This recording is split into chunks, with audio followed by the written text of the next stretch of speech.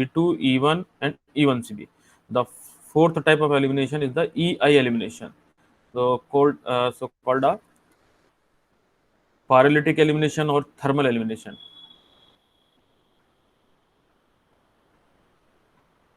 The difference between the EI elimination or E2 elimination, चलो wait कर लेते 5 minute.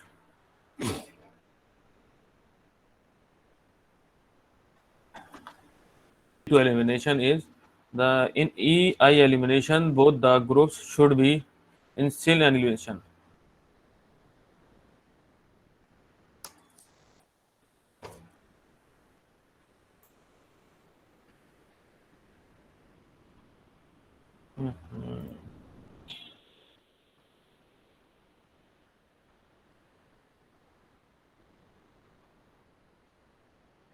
Elimination both the groups should be syn position, means on the same side, but in the E2 elimination both groups should be opposite side, means 180-degree angle or anti-periplanar position.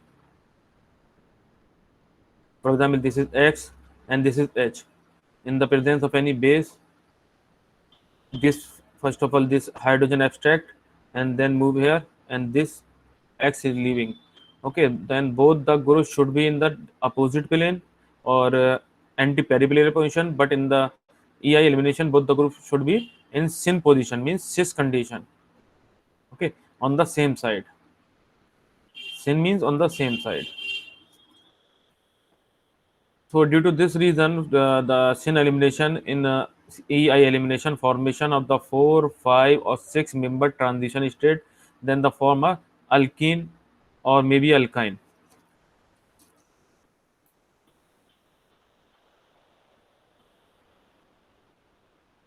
In previous lecture, one example, for example, they say bromine on the dash position, and here on the dash position hydrogen present, and this is the methyl group. This is the methyl group.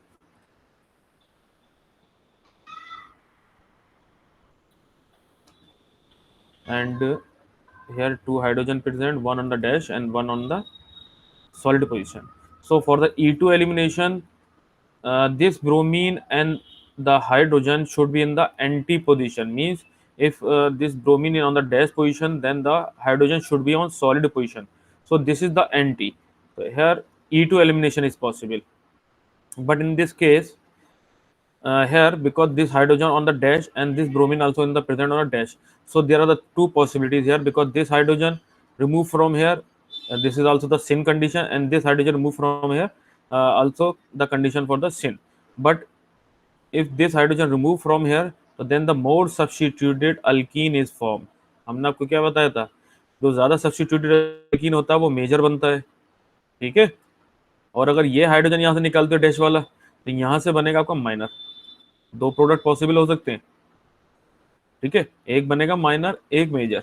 But in the case of the E2 elimination, only this hydrogen remove here, because only this hydrogen anti position to the bromine. Clear है? Yes sir. तो इसलिए yes sir. इन दोनों को याद रखना, ये same side पर होते हैं और वो अपोजिट साइड पर, ठीक है. E2 एलिमिनेशन जो होता है. Addition reaction. Addition reaction is a very simple reaction, means only two groups add to any unsaturated compound. Unsaturated compound means a double bond or triple bond may be present, then the addition of the two groups on the double bond or four groups on the triple bond. Okay, so addition reaction are of the three types: electrophilic addition reaction, nucleophilic addition reaction, and periodical reaction. In the case of the electrophilic addition reaction, means electrophile, first of all electrophile is added, then this is called the electrophilic addition. If nucleophile is first of all added, so then this is called the nucleophilic addition. If radical is the add, so then, so in this electrophilic addition reaction, first of all electrophile is add on the this alkene, then in next step nucleophile is added. So this type of the reaction is called the electrophilic addition reaction. ये देखो यहाँ क्या है, दोनों group थे, दोनों ही group इस alkyne पर ऐड हो गए, ये तो हुआ सिंपल. बस ऐड करना है, बस डिपेंड करता है किस पर, या पहले इलेक्ट्रोफाइल ऐड हो रहा है तो वो इलेक्ट्रोफिलिक एडिशन कहलाएगा। पहले न्यूक्लियोफाइल ऐड हो रहा है तो न्यूक्लियोफाइल, अगर फ्री रेडिकल ऐड हो रहा है तो free radical reaction. And sir ये भी इलेक्ट्रोफिलिक सिन एडिशन एडिशन है ना? क्या चीज? सर ये भी सिन एडिशन है ना? हेलो। सर सिन एडिशन है ना सर, ये भी न्यूक्लियोफाइल और सेन इलेक्ट्रोफाइल सिन एडिशन है ना नहीं सर नहीं ये भी? नहीं नहीं नहीं, ऐसा कुछ नहीं है यहाँ पे। ये सर सेम बताओ, साइड पर। एक मिनट एक मिनट एक मिनट, मैं बता रहा हूँ। ये देखो, ये क्या है, इसका मतलब क्या है कि प्लेनरी तो है, sp2 हाइब्रिडाइजेशन। तो अब ये यस सर। अगर इलेक्ट्रोफाइल में यहाँ लिखूं, ये ऐसा भी अटैक कर सकता है। मैं इलेक्ट्रोफाइल यहाँ लिखूं, ये ऐसा भी अटैक कर सकता है। मैं इलेक्ट्रोफाइल यहाँ लिखूं, ऐसा भी अटैक कर सकता है। यहाँ लिखूं, ऐसे भी अटैक कर सकता है। तो और यहाँ सर पे न्यूक्लियोफाइल? है। अब न्यूक्लियोफाइल और डिपेंड सर करता है जब, न्यूक्लियोफाइल? हाँ सुनो तो सही, जब न्यूक्लियोफाइल ऐड करेगा, क्योंकि यहाँ पे स्टीरियोकेमिस्ट्री नहीं बता रहे। अब ये क्या प्लेनरी तो है कार्बोकेटाइन की तरह, ये बताओ। अब न्यूक्लियोफाइल यस इधर से सर। ऐड करे, इधर से ऐड करे, कहीं से भी कर सकता है, उसकी मर्जी है। अच्छा समझे सर। समझे? यहाँ पे ऐसा सेन या एंटी का मतलब नहीं है, क्योंकि यहाँ पे जनरेट हो गए कार्बोकेटाइन, प्लेनर स्ट्रक्चर मिल गया हमें। जब प्लेनर में स्ट्रक्चर कोई भी मिलता है, कोई भी प्लेन होता है, प्लेनर कंडीशन जहां पर होती है, वहां पॉसिबिलिटी होती है कि अटैक कहीं से भी हो जाए। ये सर कहीं से भी अटैक हो सकता है। ठीक है ना, इसलिए उसको प्लेनर बोला जाता है। ठीक है सर। तो first electrophilic addition, then generate of the carbocation. अब यहाँ हमने एक चीज लिखी है, मार्कोनिकॉफ रूल फॉलो। ठीक है, तो मार्कोनिकॉफ रूल के अकॉर्डिंग क्या होता है, मोर स्टेबल कार्बोकेटाइन इंटरमीडिएट जनरेटेड। ठीक है, should be form a more stable structure, यही तो है। यहाँ पे क्या होगा, मोर स्टेबल कार्बोकेटाइन, मोर स्टेबल कार्बोकेटाइन इंटरमीडिएट। तो ऐसा स्ट्रक्चर जो मोर स्टेबल कार्बोकेटाइन बनाता है, वही मोर स्टेबल प्रोडक्ट बनाएगा। ठीक है, या मोर सब्स्टिट्यूटेड प्रोडक्ट बनाएगा। अब आपको मैंने बताया, where the carbocation generated and the possibility to less stable carbocation change to or rearrange to the more stable carbocation, then to change a more stable carbocation and form a major product। यानी कहीं पर भी stable कार्बो, यानी carbocation कहीं पर ही बनता है तो वहां पर हम ये चेक करते हैं, ऐसा तो नहीं है रीअरेंजमेंट होने के बाद वो मोर स्टेबल कार्बोकेटाइन बना रहा हो। जो मोर स्टेबल कार्बोकेटाइन बनाता है फिर वही मेजर प्रोडक्ट बनाता है। ये तो सिंपल रिएक्शन हमने दिखाई है आपको, इलेक्ट्रोफाइल ऐड किया, कार्बोकेटाइन जनरेट हुआ, नेक्स्ट न्यूक्लियोफाइल ऐड कर दिया। ठीक है, जैसे यहाँ पर है, ये भी सेम वही चीज है, इलेक्ट्रोफाइल ने अटैक किया, न्यूक्लियोफाइल अटैक करा, ये स्ट्रक्चर एडिशन रिएक्शन हो गया। अब कंडीशन आती है यहाँ पर। ठीक है, अब दो पॉसिबिलिटी है, या तो ये अल्कीन इलेक्ट्रोफाइल से ऐड करेगा, यहाँ पे इलेक्ट्रोफाइल क्या है, हाइड्रोजन, यहाँ पर ब्रोमीन, या तो this alkyne add electrophile in this direction, या हो सकता है कि इस डायरेक्शन में ऐड करे। ठीक है, तो अगर ये इस डायरेक्शन में करता है, इसका मतलब क्या है कि ये कार्बोकेटाइन इस तरह से बनेगा। यानी अगर इसने ये हाइड्रोजन, जो दो हाइड्रोजन तो ऑलरेडी ऐड थे इसके पास, तो यहाँ पर कार्बोकेटाइन जनरेट हुआ, ये तो मतलब है। Yes sir. ठीक है, और अगर इसने ये कह सकते यस हैं सर। ए, इसको मैं ए कह देता हूँ, इसको बी, अगर मैंने बी फॉलो किया तो हो सकता है कार्बोकेटाइन ये बनेगा, यहाँ पर हाइड्रोजन आ गया एक हाइड्रोजन के नीचे, और ये आ गया। अब मुझे बता कौन सा ज्यादा स्टेबल कार्बोकेटाइन, ये प्राइमरी कार्बोकेटाइन है, ये सेकेंडरी, कौन सा ज्यादा स्टेबल है? सेकेंडरी। सेकेंडरी। सेकेंडरी। ठीक है, सेकेंडरी ज्यादा है। तो अब न्यूक्लियोफाइल जो भी होगा, यानी न्यूक्लियोफाइल यहाँ पे क्या, ब्रोमीन, तो ब्रोमीन यहाँ तेज अटैक करेगा, तो more stable carbocation should be form. ठीक है, according to the Markovnikov rule. Sir इसका रीजन हाइपर कंजुगेशन होता है, स्टेबिलिटी ऑफ कार्बोकेटाइन। क्या चीज? स्टेबिलिटी ऑफ कार्बोकेटाइन का रीजन हाइपर कंजुगेशन होता है। देखो ये अब जब जहां पर कार्बोकेटाइन आए थे ना, फिर सारी कंडीशन आपको देखनी पड़ती है, चाहे हाइपर कंजुगेशन हो, चाहे रेजोनेंस हो, चाहे इंडक्टिव इफेक्ट हो। समझे समझे? हाइपर जी कंजुगेशन सर। के इफेक्ट से भी देख लो, यहाँ पे 3 अल्फा हाइड्रोजन है, ठीक है, यहाँ पे 2 अल्फा हाइड्रोजन है, ये तो है। जी जी सर। ठीक है, या इंडक्टिव इफेक्ट के हिसाब से देख लो, ये इंडक्टिव इफेक्ट है। अब देखो सबसे सिंपल चीज बता रहा हूँ, अब आप जैसे मान लो कोई क्वेश्चन सॉल्व करना चाह रहे हो, ठीक है, ये तो मैंने सिंपल तरीके से बता दिया, कार्बोकेटाइन जनरेट हुआ। ये देखो ये क्या इलेक्ट्रॉन रिलीजिंग नेचर है, इलेक्ट्रॉन रिलीजिंग ग्रुप ही तो है पूरा का पूरा। ठीक है, यस सर। इसका मतलब क्या है कि इलेक्ट्रॉन यू फ्लो करेगा, इधर ही तो जाएगा डायरेक्शन में, यानी इस तरफ, यानी इलेक्ट्रॉन को इसकी तरफ पुश कर रहा है। तो इसका मतलब डायरेक्शन जो होगा वो एग्जैक्ट डायरेक्शन जिससे अटैक करेगी ये डबल बॉन्ड, वो इस तरह से करेगी, यानी ए वाला डायरेक्शन सही है, यानी क्योंकि इलेक्ट्रॉन का फ्लो इधर की तरफ हो रहा है। ठीक है, ये होता है रिएक्शन करने का तरीका, यानी फ्लो ऑफ डायरेक्शन किधर है, जहां फ्लो ऑफ डायरेक्शन होता है तो फिर अल्कीन का अटैक उधर से ही होता है। ठीक है, जी ये सर। हो गया। हाँ क्या, ये लॉजिकल तरीका हो गया। अगर यहाँ पे भी डाउट है आपको तो फिर आप क्या करो, दोनों प्रोडक्ट बना के देख लो। इंटरमीडिएट, जो भी इंटरमीडिएट स्टेबल होगा बस उसके अकॉर्डिंग जो प्रोडक्ट आएगा वो मार्कोनिकोव रूल होगा। ठीक है, तो इसी को जो मेजर प्रोडक्ट बना अकॉर्डिंग टू मार्कोनिकोव प्रोडक्ट बोलते हैं। इसके जो अपोजिट वाला होता है, जो लेस माइनर प्रोडक्ट बनता है, इसको एंटी मार्कोनिकोव प्रोडक्ट बोलते हैं। इसलिए कभी कभी क्वेश्चन में पूछ लेते हैं कौन सा मार्कोनिकोव प्रोडक्ट है, कौन सा anti Markovnikov. Anti Markovnikov product in the presence of the peroxide, जहां पर पेरोक्साइड, अगर ये HBr लिखा हुआ है, अगर HBr के साथ मैंने एरो पे लिख दिया कहीं पर पेरोक्साइड, ठीक है, या ROOR ये इस तरह से लिख दिया, इसका मतलब होता है पेरोक्साइड। तो पेरोक्साइड क्या करता है कि generate a free radical reaction, तो then free radical generate free radical reaction give a minor product as a major product, and the minor product in the Markovnikov rule, this is the major product in anti Markovnikov rule। ये difference होता है दोनों में।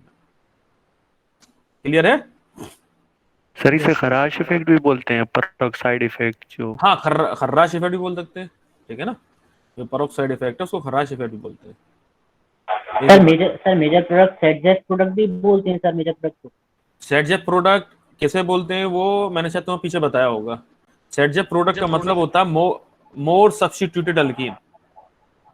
अब ये देखो, यहाँ पे तो अल्कीन नहीं बना ना, सेटजेप प्रोडक्ट क्या देते हैं, मोर सब्स्टिट्यूटेड अल्कीन। जहां पर हमने रिएक्शन बनाई, ठीक है, जैसे शायद पिछली वाली स्लाइड में कहीं पर इस टाइप का कोई स्ट्रक्चर था मेरे ख्याल से, कोई स्ट्रक्चर मुझे याद आ रहा है, ये था एक शायद, और शायद ये था, ऐसे ही था ना कुछ।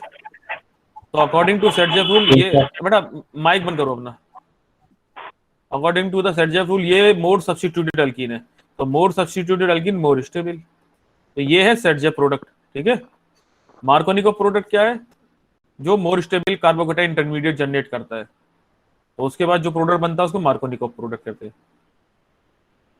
एंटी मार्कोनिकोव अगर इसको देखा ही जाए तो जो more stable free radical generate करता है, इसमें आप देखना जब इसकी मैकेनिज्म करोगे तो इसमें मोर स्टेबल फ्री रेडिकल बनता है एंटी मार्कोनिकोव वाले में, तब ये जो आपको माइनर दिख रहा है वो इसका मेजर होता है, एंटी मार्कोनिकोव का। ठीक है, next is the nucleophilic addition reaction. In nucleophilic addition reaction, first of all the nucleophile add on the carbonyl carbon, then second is the electrophile is add, then this is called a nucleophilic addition reaction. This is the Cn minus the nucleophile, then nucleophile add to the carbonyl carbon, and then this is the electrophile, and electrophile add to the oxygen. This is the nucleophilic addition reaction. In case of the free radical reaction, the free radical add on the alkene, then this is called a free radical reaction and it's follow a anti Markovnikov rule। ये देखो यहाँ पे anti Markovnikov rule क्या है कि ROR undergo a free radical reaction, RO free radical generated, and this RO free radical abstract the hydrogen and generate a bromine free radical, and this bromine free radical react to this alkyl, यानी मैं R लिख देता हूँ यहाँ पर, ये CH double bond है, ये CH डबल बॉन्ड है। ठीक है, मैंने इस बॉन्ड को एक ऐसा तोड़ा फ्री रेडिकल की केस में, ठीक, कंडीशन बना दी, तो एक बना मुझे ये मिलेगा। ठीक है, और ये HBr फ्री रेडिकल से रिएक्शन किया, अगर ये यहां करता है इस कार्बन से, ठीक है, तो ये यहां से रिएक्ट करेगा फ्री रेडिकल ये करके और ये जनरेट होगा, और अगर ये इस कार्बन से करता है तो यहां पर ये फ्री रेडिकल जनरेट होगा और CH2Br। ठीक है, नेक्स्ट स्टेट ये हाइड्रोजन फ्री रेडिकल से रिएक्ट करेगा। ठीक है, देखो यहाँ से हाइड्रोजन फ्री रेडिकल एक्सट्रैक्ट करेगा तो ये क्या बना देगा आपका RCHBr और CH3, और ये बना देगा आपका RCH2CH2Br। अब मुझे एक चीज बताओ, ये है प्राइमरी फ्री रेडिकल और ये है secondary free radical. According to anti Markovnikov rule ये इसका मेजर प्रोडक्ट है। ठीक है, ये क्या आपका मेजर प्रोडक्ट है, और अगर मार्कोनिकोव रूल के इनमें से दोनों में से पूछे मार्कोनिकोव प्रोडक्ट कौन सा, वो बताएगा ये मार्कोनिकोव प्रोडक्ट है। बट अब ये देखो इसमें प्राइमरी रेडिकल है या सेकेंडरी रेडिकल है, यानी एंटी मार्कोनिकोव में भी जो प्रोडक्ट मेजर बनना है वो स्टेबल फ्री रेडिकल के अकॉर्डिंग बनना है। मैं यहाँ पर ये बताना चाह रहा था, समझे?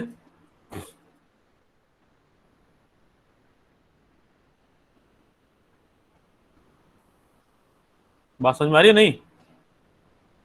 Yes sir. Yes sir. तो बस ये क्वेश्चन आता कभी कभी कंडीशन में पूछते हैं कि जो रेडिकल बनता है या कार्बोकेटाइन बनते हैं वो कौन मतलब कैसे बनते हैं, लेस स्टेबल बनता है या मोर स्टेबल बनता है। तो दोनों ही केस में मोर स्टेबल इंटरमीडिएट बनने के बाद ही जो प्रोडक्ट बनता है वो फाइनल प्रोडक्ट होता है, समझे। यानी इंटरमीडिएट क्या होगा आपका, मोर स्टेबल बनेगा। बस डिफरेंस इतना है कि सिंपल HBr लिखा हुआ है तो उसको बोलते हैं आपका Markovnikov product.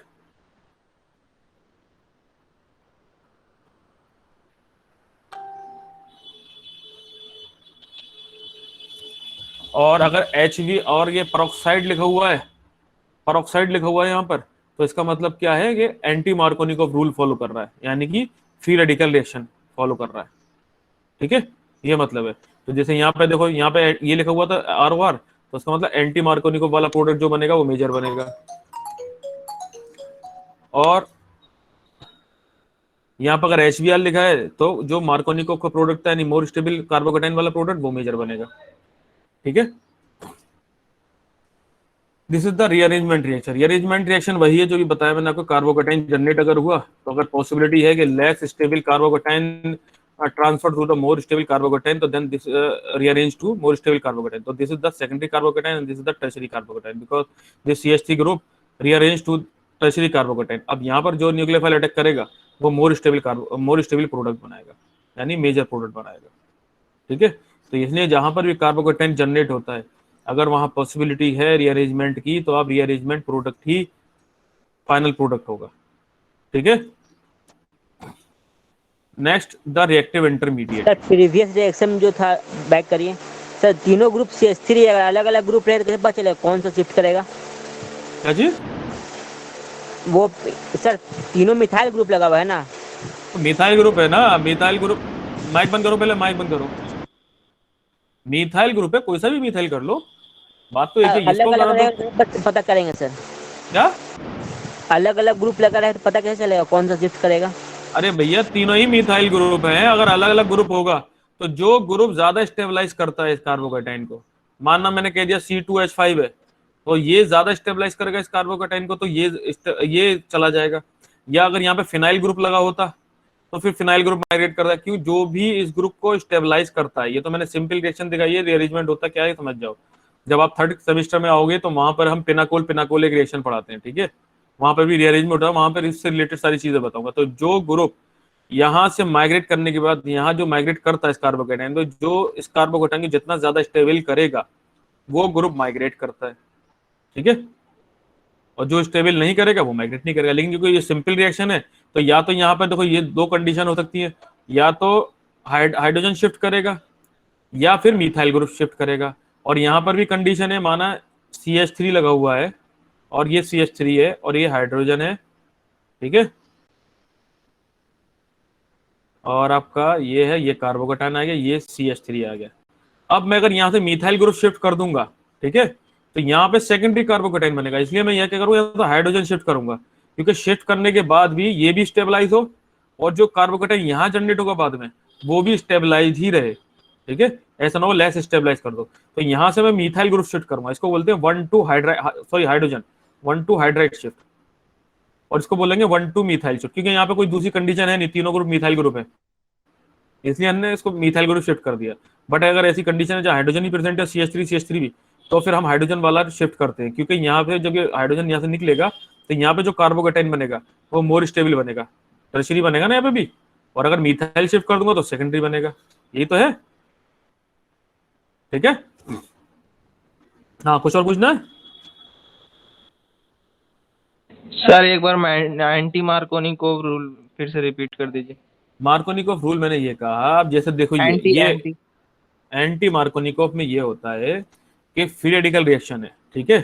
Free radical reaction क्या होती है, ये RCH डबल बॉन्ड CH2। अब ये ब्रोमीन है, ब्रोमीन फ्री रेडिकल है। अब ब्रोमीन एक बार या तो यहाँ से अटैक कर सकता है कि ये बॉन्ड इधर की तरफ भी रखोगा, इक्वली डिवाइड होता है ना, होमोलोगस क्या होता है, होमोलोगस क्लीवेज होता है ना, ठीक है ना। तो क्या होता है, एक हेटरोलिटिक क्लीवेज होता है, एक होमोलिटिक क्लीवेज होता है इसमें। तो एक इलेक्ट्रॉन इधर जाएगा, एक इलेक्ट्रॉन इधर जाएगा। अगर ये ब्रोमीन इधर ऐड किया तो स्ट्रक्चर बनेगा इस टाइप का, यहाँ फिर रेडिकल आएगा सेकंड पे। और अगर ये ब्रोमीन इधर ऐड किया तो स्ट्रक्चर बनेगा ये ऊपर वाला। ये तो मतलब है। तो अब आप ये देख लो कि यहाँ पे कौन सा रेडिकल बनना है प्राइमरी, यहाँ पर बनना है सेकेंडरी फ्री रेडिकल। ठीक है, कौन सा स्टेबल फ्री रेडिकल है, ये स्टेबल फ्री रेडिकल है। तो यहाँ पे अब क्या होगा, हाइड्रोजन एब्स्ट्रैक्ट कर लेगा, ये हाइड्रोजन से रिएक्ट करेगा, तो फाइनल प्रोडक्ट जो बनना है वो यहाँ पर ये बनना है, यानी मोर स्टेबल ट्रांजिशन स्टेट के थ्रू ही जो प्रोडक्ट बनना है वही बनना है। वो बात अलग है, ये देखने में आपका मार्कोनिकोव के अपोजिट होगा। ये देखो मार्कोनिकोव में क्या है, ये मेजर था और ये माइनर था, but in the case of anti Markovnikov में यही नीचे वाला जो है आपका मेजर है। ये तो है, देखो ये मेजर है, यानी एंटी मार्कोनिकोव में ये मेजर होगा और मार्कोनिकोव में ये मेजर। तो देखने में दोनों एक दूसरे के अपोजिट लगते हैं, बट दोनों ही किसके थ्रू होते हैं, more stable transition state. Okay,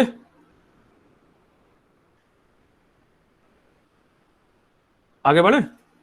yes sir. Yes, sir. So next is that reactive intermediate. Reactive intermediate are the short-lived, highly energy and unstable and highly reactive molecules. Reactive molecules क्यों बोलते हैं, क्योंकि ये ज्यादा देर तक रुकते नहीं है, इसलिए शॉर्ट लिव बोला जाता है। जैसे कार्बोकेटाइन है, आपको कार्बोकेटाइन कभी भी आइसोलेट ऐसे नहीं कर पाओ, वो क्या करेगा, तेजी से रिएक्ट करेगा किसी से भी, कुछ भी बनाए प्रोडक्ट, लिंक प्रोडक्ट बनाएगा। So there are the following intermediates, carbocation, carbanion, free radical, carbene, nitrene and बेंजाइन्स।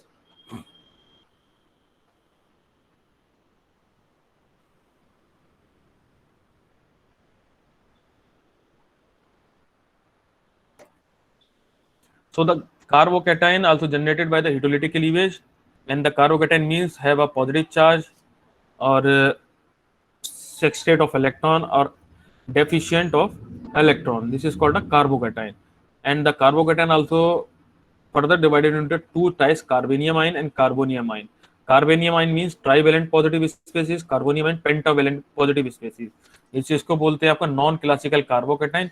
ये आपने देखा होगा कहीं कहीं पर लिखा होता है CH5 plus NH4 plus carbocation को, क्योंकि हम सोचते हैं कि 2 इलेक्ट्रॉन निकल गए तो इसमें ट्राइवेलेंट कंसीडर करते हैं मैक्सिमम केस में, लेकिन बहुत सी रिएक्शन ऐसी होती हैं जहां पर इस टाइप की आप देखोगे। NH4 क्या है, इसलिए इसको अमोनियम आइन बोलते हैं। अमोनियम कहाँ से आया, नियम, वो यहाँ से आया, इसलिए 2 टाइप के होते हैं एक्चुअल में कार्बोकेटाइन। ठीक है, इसको जो कार्बोकेटाइन जो आप CH3 वाले को बोलते हो, CH3 प्लस को, ये एक्चुअली क्या है, ये कार्बेनियम आइन होता है, ना कि कार्बोकेटाइन। इसलिए carbocation further divided into 2 types. So the structure of this carbenium ion, this is the sp2 hybridization. sp2 hybridization means trigonal planar geometry. This is the top view and this is the side view. Have a vacant 2p orbital. And the stability of the carbocation. CH5 plus sir वो CH5 plus या CH3 plus है? देखो ये नीचे वाला है CH5 plus. Actually क्या है, CH4 मीथेन होता है, मीथेन का अगर रिएक्शन हो जाए हाइड्रोजन से तो क्या बनाएगा, CH5 प्लस ही तो बनाएगा, समझे। ये चीज है, इसको मैं बोल रहा हूँ। जैसे NH3 है आपका, NH3 का रिएक्शन कराते हैं किसी एसिड से तो क्या बनाता है, NH4 प्लस। तो ये बताओ यहाँ पे तो ये इलेक्ट्रॉन बढ़ गए, आप कहोगे वैसा ट्राइवेलेंट होना चाहिए, ट्राइवेलेंट कहाँ है ये, इसलिए इसको पेंटावेलेंट हम बोलते हैं, समझे। तो 2 कंडीशन होती है कार्बोकेटाइन, या तो ये फॉर्म बनाता है या ये फॉर्म बनाता है। मोस्टली आप जो देखते हो ये पढ़ते हो आप, ठीक है, लेकिन कहीं पर अगर ये देखते हो तो इसको गलत मत कर देना ऑप्शन में, समझ मारी बात। So the stability of the carbocation already we had discussed in the first chapter. The electron releasing group is stabilized carbocation by the hyperconjugation, resonance, okay, and inductive effect. So then inductive effect increases, plus I effect increases, carbocation stability increases, and minus I effect increases, the stability of carbocation decreases. यही बताया था, याद आ रहा है नहीं आ रहा, यानी जितने ज्यादा इलेक्ट्रॉन विड्रॉइंग ग्रुप लगेंगे इलेक्ट्रोनेगेटिव वो डिस्टेबलाइज करते हैं। ये देखो पॉजिटिव चार्ज यहाँ पे नियर है, ये इलेक्ट्रॉन विड्रॉइंग ग्रुप है, तो जितने नियर होगा पॉजिटिव चार्ज वो लेस स्टेबल हो जाता है, जितना ज्यादा दूर होगा वो स्टेबल हो जाता है। तो द कार्बो एस करेक्टर क्या होता है, जितना ज्यादा एस करेक्टर मतलब हाइब्रिडाइजेशन उसका sp की तरफ चलता जाएगा, यानी sp3 sp2 sp में क्या होता है 50-50%। जितना ज्यादा एस करेक्टर यानी percent s character directly proportional to electronegativity, तो इलेक्ट्रोनेगेटिविटी ज्यादा होगी, इसका मतलब क्या है आपका कार्बोकेटाइन की स्टेबिलिटी कम हो जाएगी। तो यहाँ पे क्या ये sp हाइब्रिडाइजेशन है, ट्रिपल बॉन्ड है, डबल बॉन्ड और ये सिंगल बॉन्ड, तो सबसे ज्यादा स्टेबल कौन होगा, फिर ये होगा, फिर डबल बॉन्ड, फिर triple bond. Hyperconjugation also stabilise the positive charge, already हम डिस्कस कर चुके हैं। तो टर्शरी वाला जो होगा सबसे ज्यादा स्टेबल होगा, क्योंकि हाइपर कंजुगेशन के स्ट्रक्चर यहाँ पर सबसे ज्यादा बनेंगे। ठीक है, नेक्स्ट आता है वही carbocation stabilise by the resonance. तो जो जितने ज्यादा रेजोनेटिंग स्ट्रक्चर बनाएगा, जैसे कार्बोकेटाइन है, बेंजाइल कार्बोकेटाइन, ये स्ट्रक्चर देखो, ये सब क्या है, ये ऑलरेडी हम डिस्कस कर चुके हैं, इसलिए समझ में आ रहा होगा जल्दी जल्दी। ठीक है, ये सब क्या रेजोनेटिंग स्ट्रक्चर बना रहा है। तो जो जितने ज्यादा रेजोनेटिंग स्ट्रक्चर बनाता है वो उतना ज्यादा स्टेबल होगा। ये बेंजीन रिंग है, मोर stable than the any double bond, तो ये क्या है, मोर स्टेबल हो जाएगी। फिर आपका सिंगल बॉन्ड वाला। ठीक है, इसी तरह से यहाँ पे देखो कार्बोकेटाइन, यहाँ पे सिर्फ एक ही कार्बन पे कार्बन है, कार्बन और लगे, यानी कार्बोकेटाइन स्टेबिलिटी, और वो इधर रेजोनेंस से भी इन्वॉल्व है और अल्काइल ग्रुप भी लगा हुआ है। यहाँ पे 2 अल्काइल ग्रुप लग गए और एक बेंजीन रिंग है पूरी, तो स्टेबिलिटी और बढ़ गई। ठीक है, फिर देखो बेंजाइल कार्बोकेटाइन है, ये सिंपल हेक्साइल ग्रुप कार्बोकेटाइन है। ये क्या है, फिनाइल केटाइन। ये फिनाइल रिंग पे डायरेक्ट कोई भी कार्बोकेटाइन या नेगेटिव चार्ज आता है तो वो अनस्टेबल हो जाती है। क्यों, उस जो जिस भी ऑर्बिटल पर आया वो पैरेलल पोजीशन में नहीं होते हैं, इनके ऑर्बिटल के रेजोनेंस में तो इन्वॉल्व है नहीं, तो यहाँ क्या होगा, ये डिस्टेबलाइज कर देते। क्यों, ये आपको डेफिशिएंट कर दिया रिंग को। ठीक, सो all these structure, because in all these structure resonance is possible, so these all structure are more stable than all this type of the structure. Okay, next, same, the higher the resonating structure, more will be the stability. Here are the 3 rings is possible present, so 9 resonating structure is possible. So this is the more stable, then this, then this, then this, and this only one double bond, here no double bond. Here 3 benzene ring are present on this cyclopropene ring, here 2, here nothing, so this is the more stable. Next is the any atom have a lone pair of electron, then this lone pair of electron donate to the carbocation and make a atoms octet is complete, then this type of the carbocation is more stable. तो ये देखो यहाँ से इसने क्या करा, lone pair अपने donate किए, और डोनेट करने से क्या हुआ, इसकी ऑक्टेट कंप्लीट हो गई। ऑक्टेट कंप्लीट हो गई तो होने के बाद क्या हुआ, ये मोर स्टेबल हो गया। तो इससे ये स्ट्रक्चर मोर स्टेबल है, जितने भी इधर वाले सब स्ट्रक्चर मोर स्टेबल है, क्योंकि ये सब में क्या हुआ, ऑक्टेट इज कंप्लीट। ठीक है, सब बता चुका हूँ मैं ऑलरेडी पहले, याद आ रहा है ना? Yes sir. This is the dancing resonance. ठीक है, ये स्टेबिलिटी ऑर्डर है, देख सकते हो, एक डांसिंग रेजोनेंस होता है उसमें। ये शायद मैंने नहीं बताया, इसमें क्या होता है, ये जो बॉन्ड है आपकी, ये सिंगल बॉन्ड है, ये कुछ बनाना टाइप के होते हैं, यानी थोड़ा सा कहते हैं ना जिसको घुमे हुए से होते हैं, सिंपल ओवरलैपिंग नहीं होती है।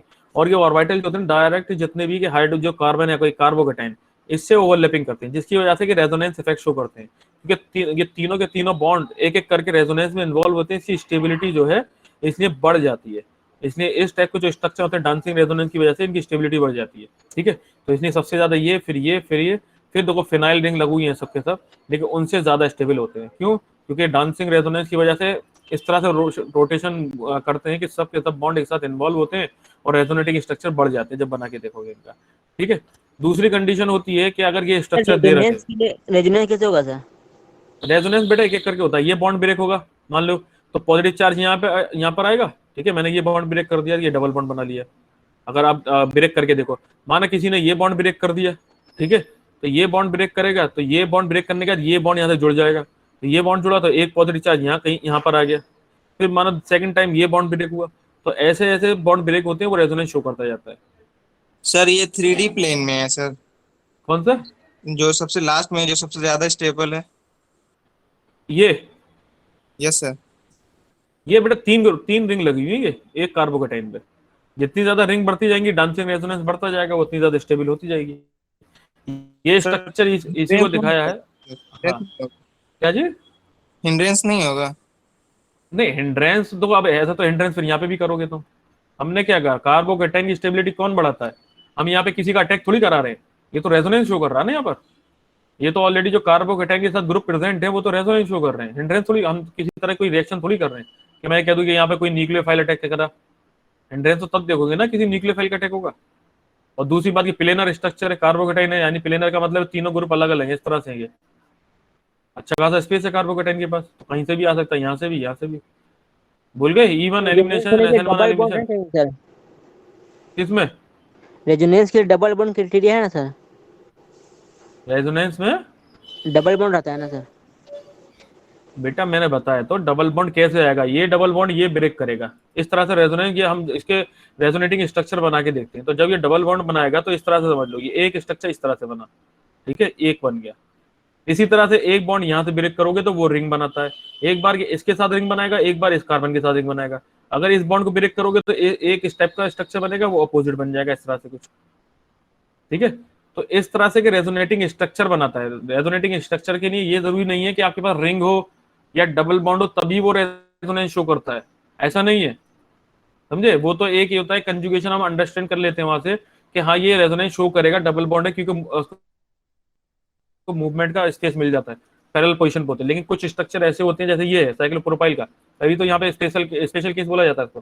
तो यहाँ पे क्या ये भी रेजोनेंस शो करता है डबल बॉन्ड के साथ, यानी कि ये बॉन्ड का मूवमेंट दिखा रहा है ना, इस कार्बन पे इलेक्ट्रॉन का मूवमेंट, जब इलेक्ट्रॉन का मूवमेंट दिखा रहा है अपना, तो यहाँ पे इसका मतलब रेजोनेंस शो हो रहा है, ठीक है। इसलिए इसको डांसिंग रेजोनेंस स्पेशल नाम दिया गया है इसको,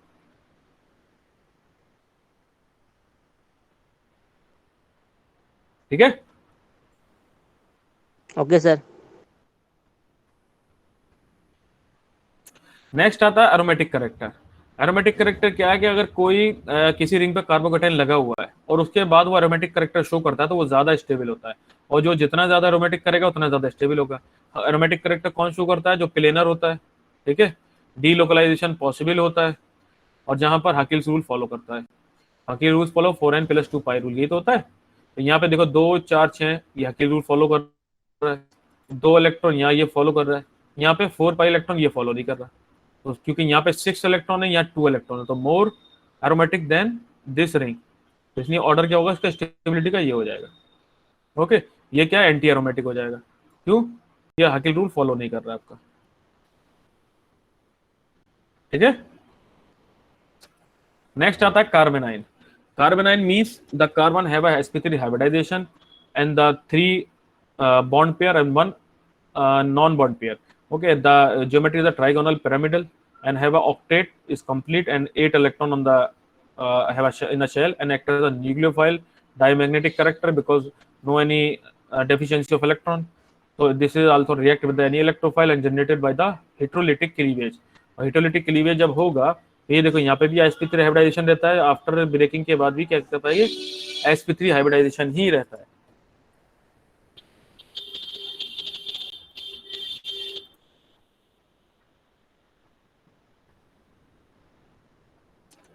ठीक है, चाहे पहले हो चाहे बाद में हो, sp3 हाइब्रिडाइजेशन में ही रहता है। और p ऑर्बिटल जो होता है उसके अंदर ही आपका जो sp3 ऑर्बिटल होता है, sp3 ऑर्बिटल, उसके अंदर ये इलेक्ट्रॉन आर प्रेजेंट होते हैं। तो दो टाइप के स्ट्रक्चर आप देख सकते हैं, तो इस टाइप से देखोगे, ठीक है, ये sp3 हाइब्रिडाइजेशन होता है, और ये आपका जो p ऑर्बिटल उसके अंदर के इलेक्ट्रॉन प्रेजेंट होते हैं। और स्टेबिलिटी सेम जो आप अभी तक पढ़ते आए हो, जो इंडक्टिव इफेक्ट वहां पे पढ़ा है मैंने फर्स्ट चैप्टर में, वही सेम चीज है। प्लस आई इफेक्ट क्या होगा, क्या करता है कि डिक्रीज करता है stability, minus I effect increase करता है, क्यों? इलेक्ट्रॉन को विड्रॉ करता है अपनी तरफ। याद आ रहा है ना सब वही चीज, ठीक है। तो जो जितना ज्यादा इलेक्ट्रॉन विड्रॉइंग करेक्टर शो करेगा वो नेगेटिव चार्ज की स्टेबिलिटी उतनी ही ज्यादा बढ़ाएगा। रेजोनेंस, अगर negative charge involve in the resonance में जितने ज्यादा रेजोनेटिंग स्ट्रक्चर होंगे वो मोर स्टेबल होगा। यहाँ पर क्या है कि नेगेटिव चार्ज 1 साइड पर इन्वॉल्व है, यहाँ पर 2 साइड पर इन्वॉल्व है, तो ये ज्यादा रेजोनेटिंग स्ट्रक्चर शो कर रहा है तो मोर स्टेबल हो जाएगा। यहाँ पे एक ही रिंग है, यहाँ पे 2 रिंग है, यहाँ पे 3 रिंग है, ठीक है। तो जो जितनी ज्यादा रिंग के साथ रेजोनेंस में इन्वॉल्व होगा तो रेजोनेंस क्या करता है, आपका स्टेबिलिटी इंक्रीज कर देता है। सर ये सब तो डिस्कस हो चुका है ना पहले? बेटा डिस्कस हो चुका है ना, लेकिन यहाँ इस यूनिट में रिएक्टिव इंटरमीडिएट के नाम से अब अलग अलग टॉपिक दे दिए, इसलिए हम अलग अलग बता रहे हैं आपको दोबारा से, ठीक है ना, जिससे आपको ये ना लगे कि सर ने ये टॉपिक नहीं पढ़ाया। समझ बात की, इंटरमीडिएट्स में आ जाते हैं ना ये। Next, okay sir. हाँ नेक्स्ट वही स्टेबिलिटी ऑफ द कार्बोनाइन। तो जो जितना ज्यादा इलेक्ट्रोनेगेटिव कार्बन होगा वो उतना ज्यादा नेगेटिव चार्ज, इलेक्ट्रोनेगेटिव एटम पर जितना ज्यादा नेगेटिव चार्ज होता है, ठीक है, इलेक्ट्रोनेगेटिव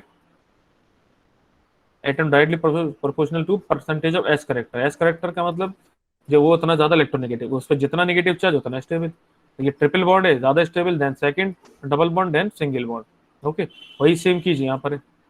अब this negative charge after involvement in the ring show the aromatic character, but here negative charge not show aromatic character. Due to this reason this is the more stable. 2 4 6 6 pi electron follow the Huckel's rule. ठीक है, हल्के group की वजह से क्या हुआ कि मोर stable then other ring structure. Okay, तो इस तरह की चीजें होती हैं जो आपको हर जगह देखनी पड़ेंगी, तब आप बताओगे कि स्टेबिलिटी किसकी कैसे होगी। ये आपको सारी कंडीशन देखनी पड़ती है, हाइपर कंजुगेशन देखना पड़ेगा, रेजोनेंस देखना पड़ेगा, इंडक्टिव इफेक्ट देखना पड़ेगा, फिर एरोमेटिक करेक्टर है नहीं है ये देखना पड़ेगा, इलेक्ट्रोनेगेटिविटी के हिसाब से तो ऐसा नहीं कुछ हो रहा हो, वो सारी चीजें आपको जब क्वेश्चन करोगे सारी चीजें दिमाग में रहनी चाहिए। नेक्स्ट आता है फ्री रेडिकल रिएक्शन।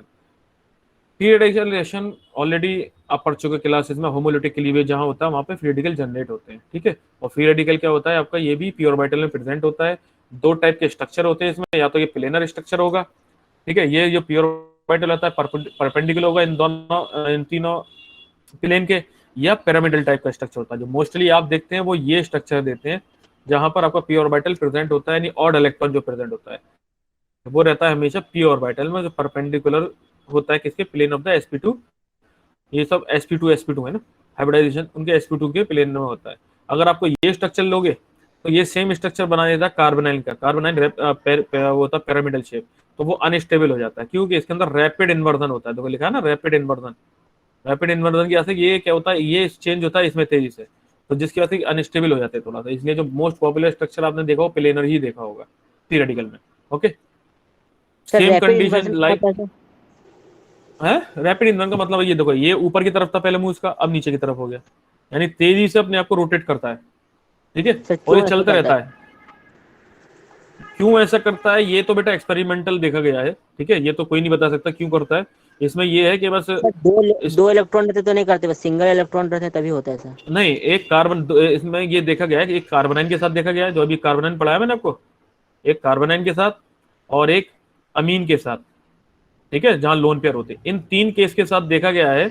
और भाई यही आप फास्फोरस के साथ ले लोगे एक्सपेरिमेंटली तो वहां पे नहीं होता है, वहां पे रैपिड इन्वर्जन नहीं होता, लेकिन इनमें इतना तेज इन्वर्जन होता है इसलिए इसको रैपिड इन्वर्जन बोलते हैं। यहाँ पे इक्विलिब्रियम लिखा है ना, तो आप देखोगे अमोनिया के साथ खासकर लिखा होगा कहीं पर बुक्स में पढ़ोगे रैपिड इन्वर्जन होता है। ठीक है, ये क्या करते हैं आपको आइसोलेट करते हैं। आइसोलेट क्यों करते हैं, ये बॉन्ड होते हैं सिंगल सिंगल, क्योंकि ये आपस में ये तो अटैच तो है नहीं, ऐसा तो नहीं है कोई रिंग और रिंग टाइप से किसी में इस तरह से अटैच हो, ठीक है, तो ये रोटेट ना करें, तो ये क्या करते हैं ना मूवमेंट करते रहते हैं इधर से इधर, इधर से इधर। इसी तरह से इन सब मॉलिक्यूल्स में होता है कि मूवमेंट करते हैं जहां पे सिंगल बॉन्ड टाइप के होते हैं, जिगजैग मोशन जिसे कहते हैं। आपने वो देखा है समुद्र में जो एक होता है कीड़ा, क्या बोलते हैं उसको, क्रोकोडाइल, क्रोकोडाइल होता है नहीं, क्या बोलते हैं उसे, ऑक्टोपस, ऑक्टोपस देखा है? Yes sir. ऑक्टोपस ऐसी तो होता है जिसके हाथ पैर एकदम इधर उधर चलते रहते हैं, ठीक है, तो सेम यही होता है। बस कंडीशन क्या होती है, जैसे जैसे इस कार्बन का जो वेट बढ़ता जाता है बीच वाले एटम का, जैसे फास्फोरस सल्फर है, यहाँ वेट बढ़ गया तो इनकी स्पीड थोड़ी स्लो हो जाती है, बट इनमें ये एक्सपेरिमेंटली देखा गया है कि इनमें इतना जिगजैग मोशन इतना ज्यादा फास्ट होता है कि आपस में ये चेंज होते रहते हैं एक दूसरे को, ठीक है, इसलिए यहाँ पे रैपिड इन्वर्जन बोला जाता है। इसलिए इसमें कोई रिएक्शन पॉसिबल नहीं हो पाती है जितनी आसानी से, इसलिए अनस्टेबल वाले। ग्रुप लगा देंगे फिर भी वैसे होगा सर रैपिड इन्वर्जन। देखो बल्कि ग्रुप लगाओगे तो वहां पे फिर कंडीशन देखनी पड़ेगी, क्योंकि अभी तक ये देखा गया है कि सिंपल ग्रुप लगाए गए हैं तो वहां पे तो हुआ है, ठीक है, क्योंकि अगर बल्कि ग्रुप अगर तुमने लगा भी दिया, मान लो मैं कह दूं ये लगा दिया मैंने, तो स्ट्रक्चर तो प्लेनर ही रहेगा ना आपका इस टाइप का, फ्री तो रहेंगे ये, समझे समझे। आप बल्कि ग्रुप लगाओगे भी अगर तो देखो यहाँ पे फ्री रहेगा, ये जो इसके हाथ पैर हैं ये फ्री है मूवमेंट करने के लिए, और जितना बड़ा ग्रुप लगाते हो वो और फ्री हो जाएगा, ठीक है। क्यों आपको ये जो दिख रहा है ना, इसलिए कि डैश डैश सॉलिड और ये दिखा रहे हैं, ये एक्चुअली 3D स्ट्रक्चर होता है। वो 3D स्ट्रक्चर होने की वजह से वो कभी इधर ये शो करते हैं, लेकिन जैसे सेंट्रल कार्बन का जो सेंट्रल एटम इसका वेट बढ़ता है, उसके वेट बढ़ने की वजह से इनकी स्पीड स्लो हो जाती है, समझे। इसलिए आगे जो तुम बहुत से जो RS में भी शायद मैंने बताया है, RS में एक चीज बताई है, रैपिड इन्वर्जन की वजह से कार्बोनाइन और नाइट्रोजन वाला केस अनस्टेबल हो जाता है, बस फास्फोरस वाले, और इसलिए आइसोलेट करना, इनको आइसोलेट करना टफ होता है, और इसलिए इनका मैक्सिमम तौर पे हम R&S नहीं बताते हैं, बट ये किसी ने पूछ लिया तो हम बता देते हैं, ठीक है, बट अनस्टेबल होने की वजह से ये आप इसका एग्जैक्ट R&S नहीं बता सकते कि R होगा क्या S होगा, क्योंकि इतना फास्ट चेंज होते हैं एक दूसरे में कि वहां पे बताना मुश्किल हो जाता है। ओके, नेक्स्ट आता है stability of the free radical. Plane polarised light को कौन डायरेक्शन मूव करेंगे सीधा? क्या चीज? प्लेन पोलराइज्ड लाइट को क्या करेंगे सर, ये सीधा डायरेक्शन में? बेटा जब मैं बता अनस्टेबल होते हैं तो उसका मतलब ऑप्टिकली इनएक्टिव हुए ना,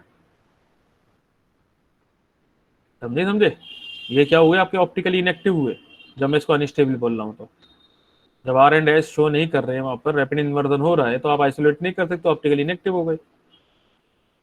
समझ में आ रही बात नहीं आ रही?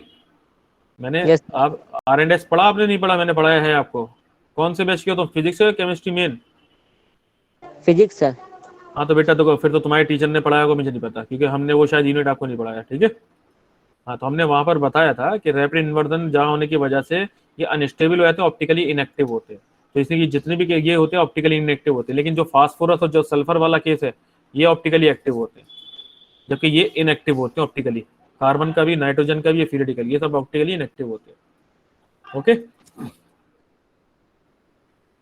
so the stability of free radical same like the carbocation, and the plus I effect increases, so then stability of the carbocation increases, minus I effect increases, so stability of carbocation decreases. Hyperconjugation also affect on the stability of the free radical, same like carbocation. Resonance also same effect on the free radical. More the resonating structure, more will be the stability. ठीक है, ये आपके structure है, ये आपका benzyl free radical है, तो जितने ज्यादा रेजोनेटिंग स्ट्रक्चर होंगे ज्यादा स्टेबल होगा इससे। ठीक है, यहाँ पर भी देख लो आप, ये आपका टर्शरी है, सेकेंडरी है, प्राइमरी है। ठीक, सेम कार्बोकेटाइन के हिसाब से। नेक्स्ट आता है आपका कार्बिन। ये क्या था? फ्री रेडिकल था ना। अब आता है आपका कार्बिन।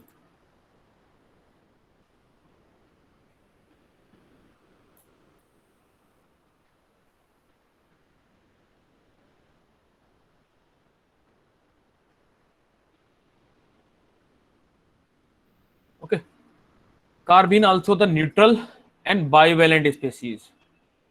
बाइवेलेंट कार्बन स्पीसीज मींस दो इलेक्ट्रॉन यहाँ प्रेजेंट होते हैं। ठीक है, एक क्या है कि बॉन्ड पेयर ऑफ इलेक्ट्रॉन है, एक ये बॉन्ड पेयर ऑफ इलेक्ट्रॉन है, और एक अनशेयर्ड पेयर ऑफ इलेक्ट्रॉन है। Sextet of electron means deficiency of electron की होती है, तो दो इलेक्ट्रॉन कम है, ऑक्टेट होनी चाहिए, लेकिन यहाँ पे भी सेक्सटेट ऑफ इलेक्ट्रॉन है। अनचार्ज है, कोई चार्ज नहीं है। ठीक है, इसको हम ना तो पॉजिटिव बोलेंगे ना निगेटिव बोलेंगे। एक्ट एज अ इलेक्ट्रोफाइल, क्योंकि इलेक्ट्रॉन की डेफिशिएंसी, इसलिए हम इलेक्ट्रोफाइल बोलते हैं। They are of two types, singlet carbene, triplet carbene. Singlet carbene का मतलब है कि दोनों ही इलेक्ट्रॉन जो है वो एक ही ऑर्बिटल के अंदर प्रेजेंट है, उसको सिंगलेट बोलते हैं। ट्रिपलेट कार्बिन का मतलब दोनों ही इलेक्ट्रॉन अलग अलग ऑर्बिटल में प्रेजेंट है, उसको हम ट्रिपलेट बोलते हैं। सिंगलेट कार्बिन में जो हाइब्रिडाइजेशन होता है वो sp2 हाइब्रिडाइजेशन होता है। ठीक है, और वैकेंट p ऑर्बिटल होता है। ये बहुत इंपॉर्टेंट है, ध्यान रखना ये चीज, वैकेंट p ऑर्बिटल जो ट्रिपलेट कार्बिन में नहीं होता है। इस वैकेंट p ऑर्बिटल की बात बहुत इंपॉर्टेंट क्वेश्चन बनते हैं, जो भी मैं आगे बताऊंगा। ठीक है, दोनों ही ऑर्बिटल, एक इलेक्ट्रॉन एक ही ऑर्बिटल में है तो डायमैग्नेटिक होगा, क्योंकि दोनों एक ऊपर की तरफ है तो एक नीचे की तरफ है, दोनों एक दूसरे कैंसिल कर रहे हैं, स्पिन स्टेट क्या होगी? जीरो होगी। स्पिन मल्टीप्लिसिटी एक फार्मूला होता है, खासकर ये आप देखते हैं वहाँ पर हायर क्लास में पढ़ोगे, जहाँ स्पेक्ट्रोस्कोपी पढ़ी जाती है और NMR ये सारी चीजें, बाहर निकाला जाता है कि स्पिन की क्या स्टेट होगी, ट्रिपलेट कैसे है, डबलेट कैसे है। तो ये एक फार्मूला होता है जिसको बोलते हैं स्पिन मल्टीप्लिसिटी। कैसे आप बताओगे? ट्रिपलेट और सिंगलेट। तो इसमें क्या, जितनी भी स्पिन होती है, यानी ये स्पिन कितनी स्पिन बोलते हैं उसको। ठीक है, तो एक ऊपर की तरफ है और एक, हर एक स्पिन हाफ होती है। ठीक है, अगर ये ऊपर की तरफ है तो, और एक नीचे की तरफ है, तो आपकी मर्जी, किसी एक को पॉजिटिव मानो, किसी एक को नेगेटिव। तो मैंने एक पॉजिटिव एक नेगेटिव लिख ली, मल्टीप्लाई बाई 2 + 1, लास्ट में क्या आया? 1, इसलिए हम इसको सिंगलेट कार्बिन बोलते हैं।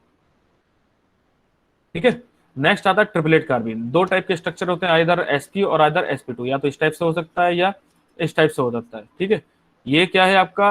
Because both electron are present on different orbital, so this have a less repulsion and less energy than the singlet carbene, so the triplet carbene more stable than singlet carbene. Paramagnetic होता है क्योंकि single single है, तो इसलिए paramagnetic बोलते हैं, उसको diamagnetic बोलते हैं। एक स्पेक्ट्रोस्कोपी कहलाती है, कि टेक्निक होती है ESR स्पेक्ट्रो, ये बताता है इलेक्ट्रॉन स्पिन रेजोनेंस, यानी कि ये इसके अंदर सिंगलेट इलेक्ट्रॉन है, या मतलब सिंगल इलेक्ट्रॉन प्रेजेंट है या डबल इलेक्ट्रॉन प्रेजेंट है, तो वो हम इसके थ्रू पता करते हैं। अगर हमें ये पहचानना है कि ट्रिपलेट है या सिंगलेट है, तो उसके अंदर हम डिटेक्ट करते हैं ESR स्पेक्ट्रोस्कोपी में, तो ये हमें बताता है सिंगलेट है या ट्रिपलेट है। इसकी स्टेट निकालते हैं, ये ट्रिपलेट निकलती है यहाँ पर। ठीक है, दूसरी चीज यहाँ पे मैंने लिखी है, ये होता है एक्वस मीडिया यानी लिक्विड मीडिया, और ये होता है आपका गैसियस मीडिया। तो कहीं पर इस टाइप की कोई रिएक्शन लिखी हुई है और वहां पे लिखा हुआ है लिक्विड मीडिया, इसका मतलब जो जनरेट होगा वो सिंगलेट कार्बिन। ये लिखा गैस फेस, इसका मतलब ये होगा ट्रिपलेट कार्बिन।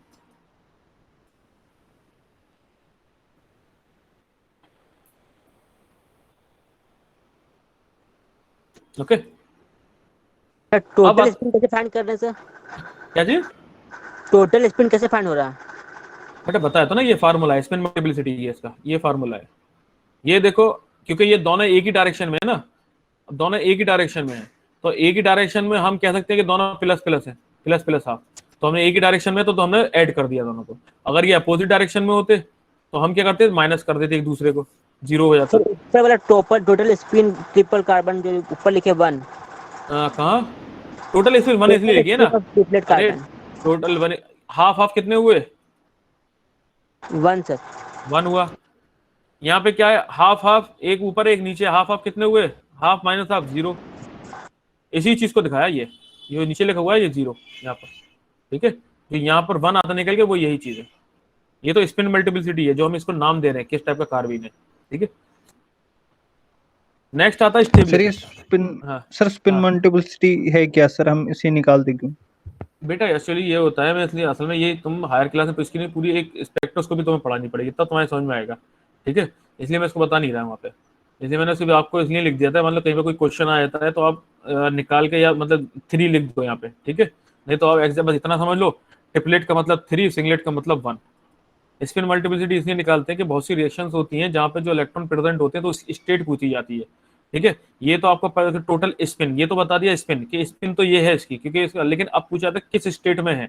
मतलब ये होता है ग्राउंड स्टेट होता है और एक होता है एक्साइटेड स्टेट, ठीक है। तो 2 स्टेट पूछी जाती हैं कि किस स्टेट में उसकी स्पिन मल्टीपल यानी किस फॉर्म में था, और एक्साइटेड स्टेट में किस फॉर्म में था। तो हम ये देखते हैं, तो वहां पर क्या होता है, एनर्जी ट्रांसफर होता है, तो ये सब चीजें वहां पर निकाली जाती हैं, ठीक है। सिर्फ मैंने इसलिए लिख दिया यहाँ पे, थोड़ा सा ये है कि आगे समझ में आ जाए आपके। नहीं तो अभी आप केमिस्ट्री मेन वाले हो तो आप आगे जरूर पढ़ोगे, ठीक है। या फिजिक्स वाले हो, फिजिक्स वाले भी पढ़ते हैं, आप जैसे हायर क्लास में जाओगे तो आप लोग भी पढ़ोगे।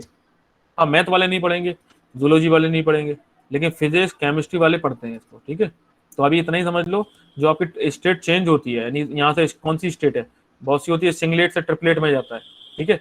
क्या होता है यहाँ पे डबल इलेक्ट्रॉन, मान लीजिए ये समझ लो, यहाँ पे कोई भी वो था आपका ऑर्बिटल था, उसके पास ये इलेक्ट्रॉन फिल थे, 2 इलेक्ट्रॉन थे, लेकिन जैसे ही मैंने इसको इलेक्ट्रॉन वो दिया, एनर्जी दी, तो यहाँ से एक इलेक्ट्रॉन शिफ्ट हो जाता है। आपने हाइपर उसमें देखोगे ना, जब वो निकालते हैं क्या बोलते हैं उसे, हाइब्रिडाइजेशन निकालते हैं, तो इलेक्ट्रॉन का शिफ्ट होता है, याद आ रहा है, एक इलेक्ट्रॉन शिफ्ट किया था, वही समझ लो यहाँ पे। तो इलेक्ट्रॉन यहाँ से जब शिफ्ट किया, अब ये बताओ, ये यहाँ पे सिंगल आ गया, यहाँ पे सिंगल हो गया, तो अब यहाँ बताओ ये स्टेट चेंज हुई दोनों की, नहीं हुई। यहाँ पे क्या था कि दोनों एक ही में, तो इसकी स्टेट थी सिंगल, अब यहाँ पे क्या आ गया आपका सिंगलेट कराती, इसलिए यहाँ पे क्या गया, इलेक्ट्रॉन का शिफ्ट हो गया, यानी एक यहाँ पे एक यहाँ था, और दोनों सेम डायरेक्शन में, तो अब स्टेट कौन सी की, ट्रिपलेट। तो इस चीज को देखकर हम बताते हैं, ठीक है। तो ये क्या होता है, जब एनर्जी ट्रांसफर होती है या हम बहुत सी रिएक्शन करते हैं, तो वहां पर ये स्पिन मल्टीप्लिसिटी हम निकाल के चेक करते हैं, ओके। सर सिंगलेट कार्बन जो हाँ सर सिंगलेट कार्बन जो इलेक्ट्रोफाइल है वो उसके पी ऑर्बिटल वैकेंट होने की वजह से है? क्योंकि इसके पास लोन पेयर इलेक्ट्रॉन तो है। बेटा इलेक्ट्रोफाइल तो ये भी है, मैंने कब कहा ये ट्रिपलेट कार्बन इलेक्ट्रोफाइल नहीं है, एक्टिव इलेक्ट्रोफाइल नहीं कर रहा, वैकेंट अनडेफिशिएंट, डेफिशिएंट तो ये भी है, डेफिशिएंट तो ये भी है। बस फर्क इतना है, इसमें दोनों इलेक्ट्रॉन एक ही ऑर्बिटल में है, और इसमें दोनों इलेक्ट्रॉन अलग अलग ऑर्बिटल में, बस इस चीज का डिफरेंस है। सर ये ट्रिपलेट क्यों कहला रहा है? सर ट्रिपलेट कार्बन क्यों कहला रहा है सर ये? ट्रिपलेट कार्बन इसलिए कहला रहा है क्योंकि ये जो है दोनों इलेक्ट्रॉन जो है अलग अलग ऑर्बिटल में इसके प्रेजेंट हैं, ठीक है। सर तो दो अलग ऑर्बिटल में प्रेजेंट है, तो सर डबलेट क्यों नहीं बोला जा रहा सर? डबलेट हमने यहाँ से बोला ना, हमने बताया ना इसको, ये स्पिन मल्टीपल हमने यहाँ से स्टेट निकाली है, इसको जो नाम दिया गया वो यहाँ से निकालने के बाद दिया गया है, ठीक है। इसलिए सर- डबल आ गया था, हाँ इसको देखिए फिर सर, क्या बोलोगे, चलो हाँ तो क्या, दोनों अगर -1/2 -1/2 ले लेते हैं जैसे कि सर, तो फिर उसके हाँ बाद ये कैंसिल हो जाएगा, -1 + 1।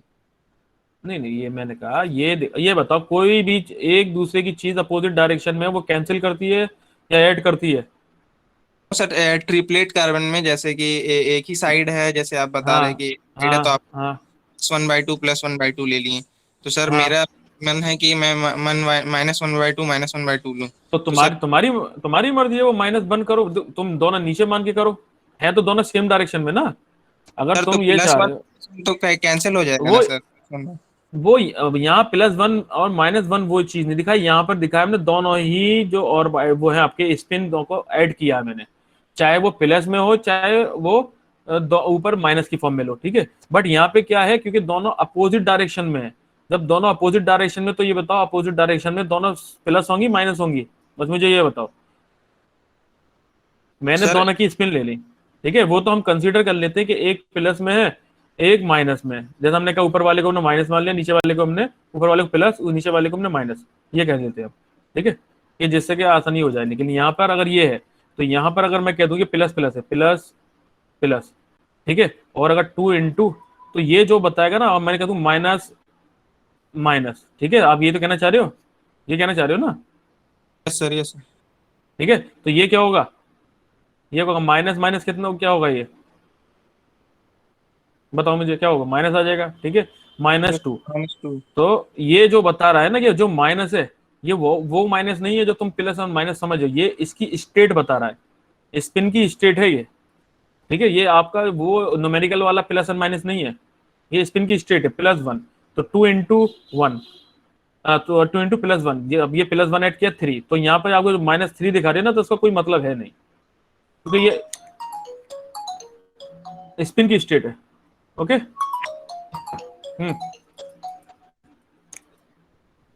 डायरेक्शन इंडिकेट कर रहा है। ये सिर्फ डायरेक्शन इंडिकेट कर रहा है, exactly.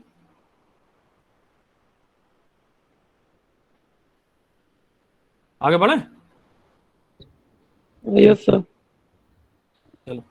So the stability of carbene, अभी मैंने आपको बताया already, the triplet carbene is more stable than the singlet carbene. Why? Because in triplet carbene both electrons are present in the different orbital, due to the presence of the different orbital have a lesser repulsion, ठीक है, और singlet में क्या है, दोनों electron एक ही में present है, फील अ मोर रिपल्शन, जिसकी वजह से वो अनस्टेबल हो जाता है than triplet carbene. So the triplet carbene is more stable than singlet. Triplet को हम ऐसे दिखाते हैं एक ही डायरेक्शन में, सिंगलेट को हम अपोजिट डायरेक्शन में। But in the case of any electron withdrawing group is present, triplet और सिंगलेट, ठीक है, कोई भी इलेक्ट्रॉन विड्रॉइंग ग्रुप प्रेजेंट है या electron minus I effect group present है, तो वो क्या करता है, स्टेबिलिटी डाउन करता है, चाहे वो किसी में भी लगाओ, ठीक है, चाहे वो किसी में भी लगाओ। But in the case of the halogen, halogen के केस में क्या होता है, बैक बॉन्डिंग होती है, तो जो भी ग्रुप बैक बॉन्डिंग करेंगे वो क्या करते हैं, स्टेबिलिटी बढ़ा देते हैं सिंगलेट की देन ट्रिपलेट के मुकाबले। जैसे फ्लोरीन है, फ्लोरीन, क्लोरीन, ब्रोमीन, आयोडीन, या किसी के पास लोन पेयर ऑफ इलेक्ट्रॉन है कोई भी एटम, तो वो क्या करता है, बैक बॉन्डिंग करता है किसके साथ, पी ऑर्बिटल के साथ। क्यों? क्योंकि आप ये देखो, पी ऑर्बिटल सिर्फ और सिर्फ सिंगलेट के पास होता है, ना कि ट्रिपलेट के पास। ट्रिपलेट के पास तो कोई ऑर्बिटल ही नहीं है, इसलिए बैक बॉन्डिंग ट्रिपलेट में नहीं होती, सिंगलेट में होती है, इसलिए singlet is more stable in case of back bonding, ठीक है। ये क्वेश्चन कंपटीशन में आता है, बहुत बार पूछा भी गया है, ठीक है। तो बैक बॉन्डिंग की वजह से singlet is more stable than the triplet. इसकी वजह से देखो ये ऑर्डर, वो देखो जो भी मैंने बोला, इंडक्टिव इफेक्ट यानी माइनस आई इफेक्ट डिक्रीज करता है स्टेबिलिटी, तो माइनस आई इफेक्ट तो ये सब शो करेंगे, जिसकी वजह से CH2 के रेस्पेक्ट में तो ये सब लेस स्टेबल होते हैं, but due to the back bonding are more stable. तो बैक बॉन्डिंग सबसे ज्यादा किस में होती है, फ्लोरीन में, क्योंकि कार्बन और फ्लोरीन एक ही पीरियड के हैं, तो ओवरलैपिंग इनमें बेस्ट होती है, ठीक है। बैक बॉन्डिंग जो होती है इनमें अच्छी, ज्यादा, बहुत ज्यादा बेस्ट ओवरलैपिंग होती है, और back bonding inversely proportional to size of the halogen, ठीक है, मैंने लिख भी दिया यहाँ पे, ठीक है ना। But in the case of triplet, triplet में तो क्योंकि आपका बैक बॉन्डिंग होती नहीं है, तो वहां पर कौन सा इफेक्ट शो करेगा, सिर्फ इंडक्टिव इफेक्ट, सिर्फ इंडक्टिव इफेक्ट शो करता है। तो जिसका जितना ज्यादा इंडक्टिव इफेक्ट होगा, माइनस आई इफेक्ट होगा, वो उतना अनस्टेबल होगा। तो इसमें क्या होता है, CF2 अनस्टेबल हो जाता है, फिर Cl2, CBr2, Ci2, CH2। Clear है? यहाँ पे क्या है, ऑक्सीजन लोन पेयर प्रेजेंट है, ये सिंगलेट है, ट्रिपलेट है, क्योंकि पी ऑर्बिटल प्रेजेंट है, तो ये अपनी ये क्या करता है, लोन पेयर डोनेट कर देता है, स्टेबिलिटी बढ़ा देता है। But in the case of the triplet, stability not increases, no any P orbital is present. Clear है? Yes sir. Yes sir. Same condition इसी को जो हम नीचे एग्जांपल दिए, लाइक इसको कह सकते हैं रेजोनेंस इफेक्ट बोल सकते हैं, ठीक है। रेजोनेंस इफेक्ट में क्या होता है कि any atom have a lone pair of electron, donate the lone pair to the p orbital, then the stability increases. तो ये किस केस में होता है, सिर्फ और सिंगलेट के ही केस में होता है, ट्रिपलेट में नहीं होगा। और ड्यू टू दिस रीजन जो कार्बन होता है इसके अंदर, वो ऐसा न्यूक्लियोफाइल की तरह एक्ट करता है, क्योंकि नेगेटिव चार्ज जनरेट हो जाता है, उस पर इलेक्ट्रॉन मिल जाते हैं उसको, तो वो फिर न्यूक्लियोफिलिक इन नेचर हो जाता है, ठीक। एरोमेटिसिटी क्या होता है आपका, सिंगलेट भी, सॉरी, वो जो होता है आपका कार्बन इलेक्ट्रॉन डेफिशिएंट होता है, यानी क्या मतलब क्या, 2 इलेक्ट्रॉन लॉस, ये तो मतलब है। कार्बोकेटाइन का मतलब भी क्या है, 2 इलेक्ट्रॉन का लॉस, यानी वो भी इलेक्ट्रॉन डेफिशिएंट। तो दोनों ही एरोमेटिसिटी करेक्टर शो करते हैं। तो ये देखो यहाँ पे क्या 2 पाई इलेक्ट्रॉन और यहाँ पे भी 2 पाई इलेक्ट्रॉन, क्योंकि ये जो लोन ये जो है आपका डॉट डॉट दिख रहा है ये भी इलेक्ट्रॉन डेफिशिएंट कार्बीन कार्बोकेटाइन की तरह ही एक्ट करता है। तो दोनों ही यार सिमिलर होते हैं एरोमेटिक कैरेक्टर और ये कहते हैं स्टेबिलिटी बढ़ाते हैं। इसी तरह से ये भी देखो ये भी प्लस चार्ज की तरह एक्ट करेगा 6 पाई इलेक्ट्रॉन, तो दोनों ही एरोमेटिक कैरेक्टर बढ़ाते हैं। ठीक है, इसमें क्या है यहाँ पे ये इसका मतलब सिंगलेट कार्बन है, 2 इलेक्ट्रॉन यहाँ पे पी ऑर्बिटल है। ठीक है, तो ये क्या आपका 6 पाई इलेक्ट्रॉन, यहाँ पर 4 पाई इलेक्ट्रॉन। तो बताओ ये एंटी एरोमेटिक है, ये एरोमेटिक है, तो ये इसकी वजह से क्या होगा यहाँ पे स्टेबिलिटी इंक्रीज हो जाएगी। ठीक है, क्लियर है सर? अगर ये ट्रिपलेट हो जाते ट्रिपलेट में तो हो ही नहीं सकता, बैक कोई इस तरह का कोई रूल वो ही नहीं है बैक बॉन्डिंग वाला। पी ऑर्बिटल क्योंकि यहाँ पे क्या रेजोनेंस भी देखोगे ना, ये बताओ एरोमेटिक कैरेक्टर का मतलब क्या है। हमने कहा हकेल्स रूल फॉलो करता है, sp2 यानी प्लेनर होना चाहिए स्ट्रक्चर, डी लोकलाइजेशन होना चाहिए, ये तो मतलब है, यानी कंजुगेशन है ना, कंजुगेशन होना चाहिए। तो ये बताओ पी और पे ट्रिपलेट में तो कंजुगेशन पॉसिबल ही नहीं है ना, वो तो सिर्फ सिंगलेट में पॉसिबल है। तो इसलिए ये जो कंडीशन देखते हैं वो सिंगलेट के साथ देखी जाती है। ठीक है, next is the नाइट्रीन। नाइट्रीन same like carbene, ये भी इलेक्ट्रॉन डेफिशिएंट होता है, यूनिवेलेंट है आपका और शॉर्ट लिव्ड है, हाईली रिएक्टिव अनस्टेबल स्पीसीज है। ये भी उसकी तरह नहीं रुकता है, ये भी 2 टाइप का होता है, सिंगलेट और ट्रिपलेट। सेम जैसे वहां पे निकल आता है यहीं पे निकालते हैं, और मैक्सिमम जो पाया जाता है रिएक्शन में ट्रिपलेट कार्बन होता है। ठीक है, और इसमें दोनों ही और इलेक्ट्रॉन जो होते हैं सेम ऑर्बिटल में प्रेजेंट होते हैं, तो इसलिए इसको सिंगलेट बोलते हैं। इसमें जो दोनों इलेक्ट्रॉन प्रेजेंट होते हैं अपोजिट में होते हैं, इसलिए इसको ट्रिपलेट बोलते हैं। अब यहाँ पर जो निकालोगे देखो 2 अलग अलग प्रेजेंट थे तो हाफ हाफ ले लिए प्लस 0, क्योंकि दोनों एक में प्रेजेंट थे तो एक दूसरे कैंसिल करके 0 हो गए, तो एक का स्पिन हाफ दूसरे का स्पिन हाफ करके ये ट्रिपलेट निकालना इसने। यहाँ पर देखो दोनों ने एक दूसरे को कैंसिल किया तो यहाँ पे 0 0 सिंगलेट निकाला यहाँ पर। ठीक है, तो रिएक्शन में देखो अगर इस तरह से लिखा है तो उसका मतलब सिंगलेट, और इस तरह से लिखा है तो उसका मतलब triplet. Triplet is more stable than singlet, same reason like carbene structure, because both electrons are present in opposite in a different orbital, so lesser the repulsion, more will be the stability. Clear है? Yes sir. Next is benzene. Benzene क्या है? The की class है sir हम लोग की 3:30 बेटा last topic है, स्कोर कर लो, हो गया खत्म तुम्हारा कोर्स खत्म। ठीक है, बस 5 मिनट और दे दो मुझे बस। तो बेंजाइन क्या है आपका, लाइक ट्रिपल बॉन्ड की तरह होता है। ठीक है, यानी जो आप ट्रिपल बॉन्ड पढ़ते हैं बट ये ट्रिपल बॉन्ड होता नहीं है। ट्रिपल बॉन्ड में हाइब्रिडाइजेशन होता है sp, इसमें हाइब्रिडाइजेशन होता है sp2 ही रहता है, चेंज नहीं होता, क्योंकि जो कार्बन के 3 ऑर्बिटल होते हैं ना, ये 3 sp2 हाइब्रिडाइजेशन में, तो एक ऑर्बिटल के वैकेंट होता है, एक इसके साथ बना लिया, एक इसने इसके साथ इस तरह से तो होगा, और ये एक ऑर्बिटल ये इस तरह बचा हुआ है। तो यहाँ से जो हाइड्रोजन के साथ जो ओवरलैपिंग कर रहे थे वो हाइड्रोजन के साथ ना करके किसके साथ करता है, वो खुद करने लगता है वो। ठीक है, तो ये जो ऑर्बिटल है वो sp2 ऑर्बिटल होते हैं, तो ये आपस में बॉन्डिंग करके ट्रिपल बॉन्ड बनाते हैं। ठीक है, इसलिए आपकी शायद होता है जो भी बुक पढ़ोगे वहां पर sp हाइब्रिड ऑर्बिटल लिखोगे तो वो गलत है। क्लियर है? तो ये भी क्या आपका हाईली रिएक्टिव स्पीसीज है, ये भी रुकती नहीं है। सबसे बेस्ट एग्जांपल इसकी एलिमिनेशन एडिशन रिएक्शन, जहां से जनरेट होता है newly pi bond form by the sp2 overlapping.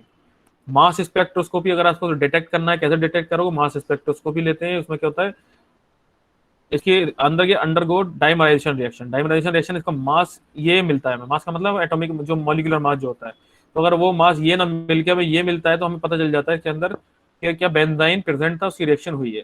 ठीक है, एक क्वेश्चन किया जाता है कि ट्रेप किस तरह से इसकी रिएक्शन को पता किया जाए कि ये बेंजाइन है नहीं है, तो वहां पे क्या करते हैं साइक्लो एडिशन रिएक्शन कर दो उसकी, तो उससे हम आइडिया हो जाता है कि ये आपका बेंजाइन प्रेजेंट है नहीं है। तो साइक्लो एडिशन रिएक्शन पे वो इस टाइप के स्ट्रक्चर देता है, ये आप पढ़ोगे एमएससी में।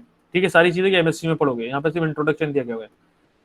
इसके बाद है का फॉर्मेशन ऑफ बेंजाइन, कुछ एग्जांपल है तो बता देता हूँ। फॉर्मेशन ऑफ एंजाइम में क्या होता है, first of all removal of the hydrogen and then any leaving group जो भी प्रेजेंट है, तो वो इस टाइप का स्ट्रक्चर बनाता है।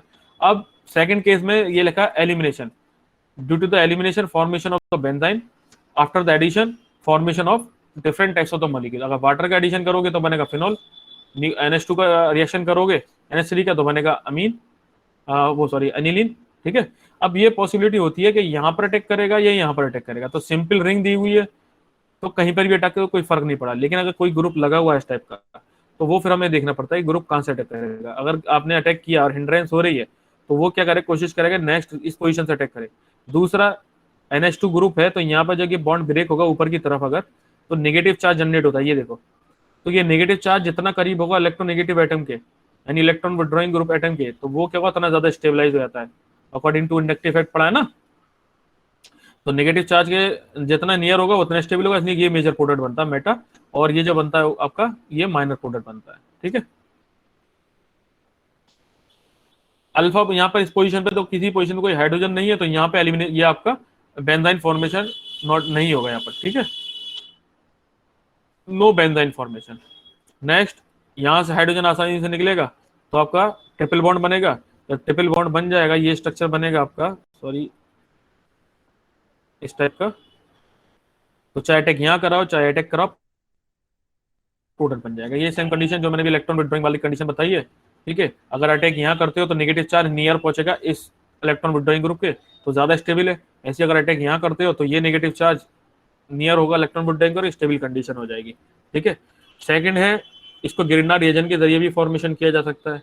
पहले इस टाइप का कोई स्ट्रक्चर दिया हुआ है तो उसको रिएक्ट करा दो आपका मैग्नीशियम से, ये बना दे गिरना रिएजन। अब ये होगा, ये बॉन्ड ब्रेक होगा, ये बॉन्ड ब्रेक होगा, ये बेंजाइन का फॉर्मेशन हो जाएगा। फोटोकेमिकल हीट कर दो, इस टाइप का कोई स्ट्रक्चर दिया हुआ है, इसको फोटोकेमिकली हीट कर दो, क्या होगा, फ्री रेडिकल जनरेट होगा, ये बॉन्ड ब्रेक होगा, ये बॉन्ड ब्रेक, आपका बेंजाइन का formation. Next, thermally condition. Thermal condition में क्या होता है, अगर इस टाइप का कोई स्ट्रक्चर है इसका रिएक्ट करा दो पहले नाइट्रस एसिड से, नाइट्रस एसिड से रिएक्ट कराओ, ये बना गया N2+। अब ये बॉन्ड ब्रेक होगा यहाँ से, और ये बॉन्ड यानी कार्बन डाइऑक्साइड निकलेगा और नाइट्रोजन बाहर निकलेंगे दोनों, और आपका बेंजाइन का फॉर्मेशन होगा। एक क्वेश्चन आता है order of generation of benzene, यानी दो ये इस टाइप की रिएक्शन दे रखी है, अब कैसे पहचानोगे किसमें ज्यादा रिएक्शन हो रही है। तो जो भी जिसका भी हाइड्रोजन मोर एसिडिक होगा वो फॉर्मेशन करेगा बेंजाइन इजिली, क्योंकि ये more electronegative than iodine, so then this hydrogen is more acidic than this hydrogen, so this hydrogen extract easily, so the formation from this benzene is more easy। तो यहाँ से formation जो होगा benzene का वो fast होगा then इस condition के मुकाबले, ठीक है। तो आपका ये कोर्स आज फिनिश हो गया। किसी को कुछ पूछना है तो पूछो, अटेंडेंस लगाओ, नहीं तो फिर अपनी दूसरी क्लास ज्वाइन कर लो, जो भी क्लास है आपकी। अब आपका काम बचा है साइन। हाँ सर ये पूछना था, हाँ। जैसे असाइनमेंट जमा होने के बाद बाइबा होगा, सर बाइबा में किस लेवल के क्वेश्चन आएंगे, जो आपने पढ़ा बेटा, दिया है वही काफी? वाइवा में आपका जो कोर्स में हमने पढ़ाया है सारी चीजें वहीं से पूछी जाएंगी, आउट ऑफ कोर्स कुछ नहीं पूछा जाता, ठीक है। वाइवा का मेडिकल एग्जाम हो नहीं सकता है, तो इसलिए वो वाइवा में ही होगा, पूरे कोर्स का होगा। जो भी मेरे यूनिट है तीनों, मैं तीनों यूनिट में से कहीं से भी कुछ भी पूछ सकता हूँ। अब वो मेरी मर्जी है कि 5 क्वेश्चन पूछूं, 10 क्वेश्चन पूछूं, 50 क्वेश्चन पूछूं, ठीक है, वो मेरी मर्जी है। आएगा वहीं से कोर्स में से, आउट ऑफ कोर्स कुछ नहीं आएगा।